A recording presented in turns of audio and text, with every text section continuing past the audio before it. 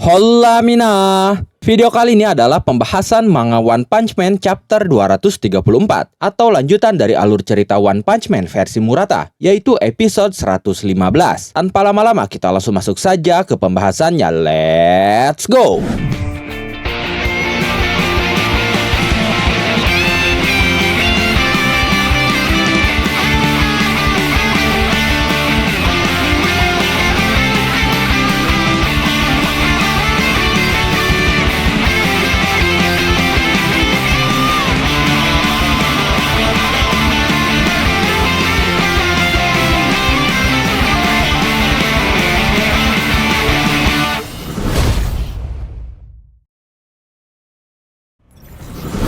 Di panel awal chapter kali ini, kita mendapatkan sebuah cover halaman yang menampilkan Garo dengan tatapan yang tajam menatap ke satu arah. Dan dalam cover halaman itu, ada sebuah catatan yang berbunyi, di balik jalur baru itu adalah. Sementara judul dari One Punch Man chapter 234 kali ini adalah Perwalian. Chapter kali ini, cerita diawali dari dojo milik Bang yang ada di atas gunung. Bang terlihat akan pergi meninggalkan dojo. Sebelum pergi dia berkata, "Hey, aku mau keluar untuk sesi akupuntur. Surface, aku serahkan semuanya padamu selama aku pergi." Dari atas, Surface berteriak, "Hati-hati di jalan, Master." Tidak lama setelah Bang pergi, Charanko dengan wajah bahagianya langsung masuk ke dalam untuk bermain game. Dia berkata di dalam hatinya, akhir-akhir ini, dengan Garo yang sibuk dengan pekerjaan paruh waktunya dan master di klinik, akhirnya aku punya waktu untuk bersantai. Mendengar ucapan Charanko itu, Surface tersenyum sejenak, tapi setelah itu dia langsung menarik baju Charanko dan membawanya ke tempat latihan sambil berkata, "Waktunya berlatih, Charanko. Ayo berdiri. Kau murid kedua kan di sini. Berikan contoh yang baik kepada para murid baru." Setelah itu beralih ke jalanan kota yang tidak terlalu ramai, tapi masih ada beberapa mobil yang lalu lalang, termasuk mobil box dari sebuah ekspedisi yang sedang mengangkut paket.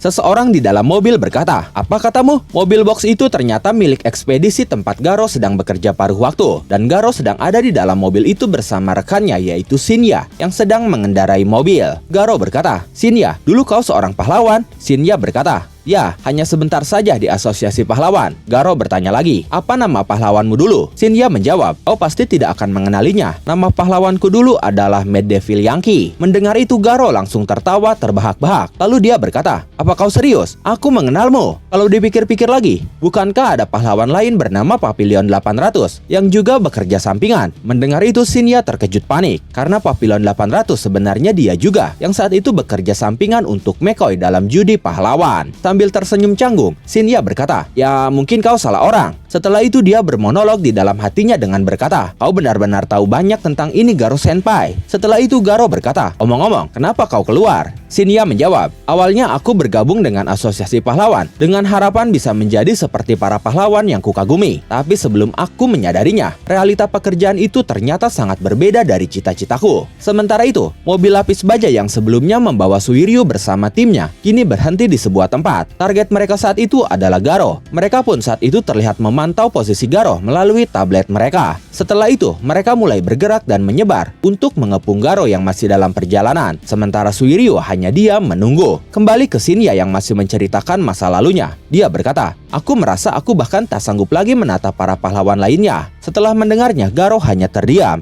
Kemudian ada satu rekan mereka, seorang pria muncul dari belakang tirai mobil sambil berkata, "Dengar ya, kau bicara sok keren dan dramatis nah. Bukankah sebenarnya kau hanya terlibat masalah uang atau wanita?" Shinya berkata, Tidak, bukan seperti itu." Lalu dengan santainya Garo berkata, "Kau bukan mandor loh." Mendengar ucapan Garo itu, pria itu langsung marah sambil berkata, "Apa katamu?" Setelah itu Garo berkata kepada Shinya, "Kau memang cocok untuk menjadi pahlawan. Aku tidak tahu cerita lengkapnya, tapi jika kau sudah benar-benar merenungkannya, kenapa tidak kembali saja? Kau akan terkejut betapa banyak orang yang benar-benar memperhatikan kerja kerasmu." Rekan mereka tadi berkata, "Hei, jangan sampai karyawan paruh waktu baru kita ini ingin berhenti dari pekerjaan kita." Setelah itu, mobil box Garo melewati sebuah jalan, di mana di sana para anggota Neo Heroes, yaitu tim Suiryu, sedang bersembunyi memantaunya. Suiryu menghubungi mereka dengan berkata, "Bagaimana dengan status evakuasi warga sipil?" Anggotanya menjawab, "Evakuasi sudah selesai. Target kita si pemburu pahlawan sudah keluar dari mobil. Kapten, berikan perintahnya." Suiryu berkata, "Bisakah kalian menangani ini sesuai keinginan kalian saja? Aku sedang tidak mood hari ini. Sisanya kuserahkan pada kalian."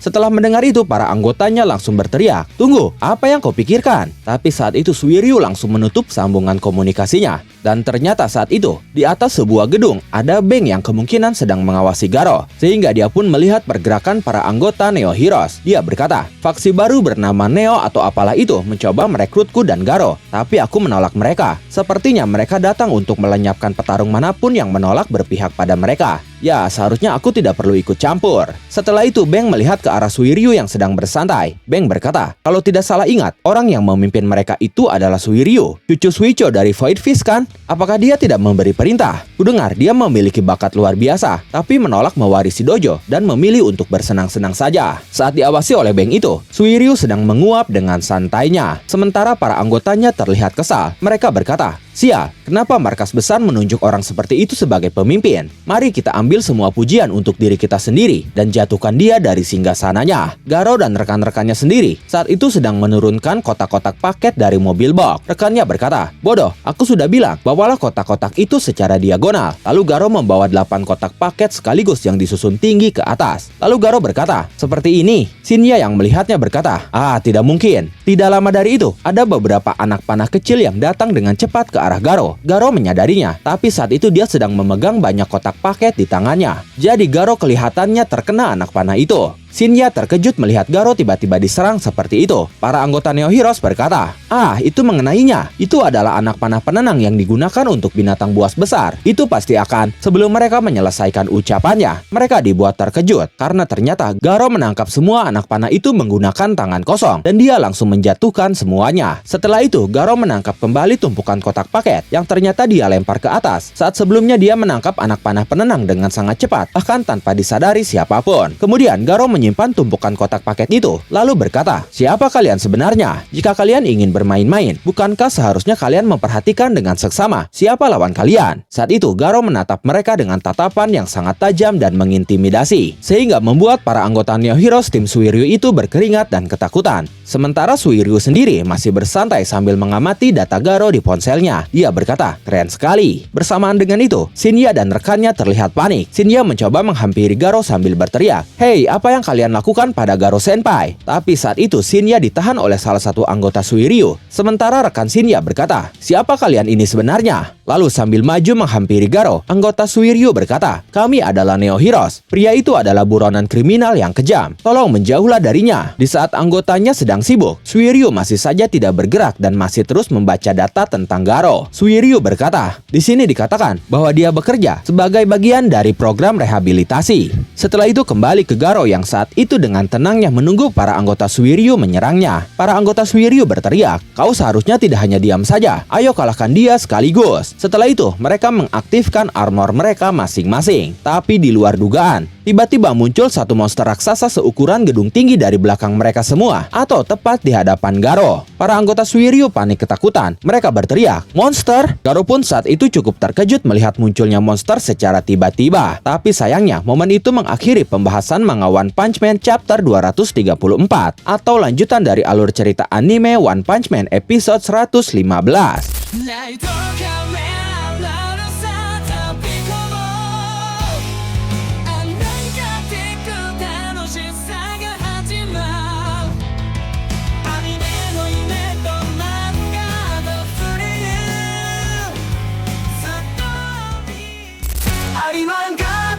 バイブスを感じて案じてアニメの魔法一緒に乗ろう。